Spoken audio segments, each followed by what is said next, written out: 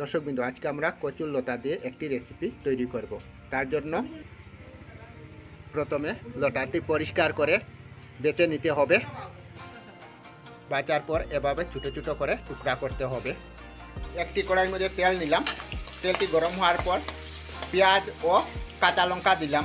দিয়ে ভালোভাবে ভাজতে হবে 2 থেকে 3 মিনিট। এখন দেব পরিমাণ মতো লবণ।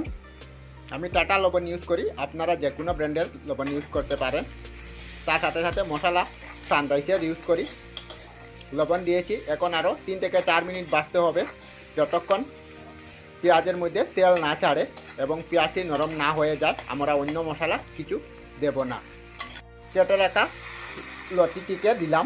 দিয়ে আরও 5 থেকে 7 মিনিট ভাজবো, যাতে এটি সিদ্ধ হয়ে যায়। এখন ডেকে রেখে দেবো। এখন একটি ঢাকনের সাহায্যে ডেকে রেখে দিলাম 2 থেকে 3 মিনিট। ঢাকনটি সরিয়ে নিলাম। এখন দিলাম হলুদ পাউডার, কাশ্মীরি লঙ্কা পাউডার, তার সাথে দেব জিরা পাউডার।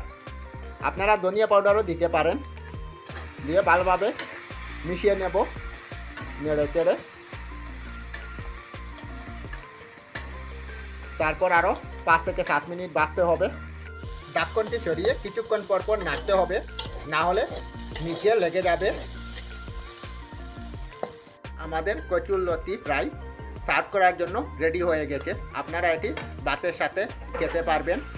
এই সুস্বাদু রেসিপিটি আপনারা নিজের ঘরে নিশ্চয়ই একবার ট্রাই করে দেখবেন। ভিডিওটি সম্পূর্ণ দেখার জন্য ধন্যবাদ। আবার আরেকটি নতুন ভিডিওতে নতুন কিছু নিয়ে আপনাদের সাথে দেখা হবে। ভালো থাকুন, সুস্থ থাকুন।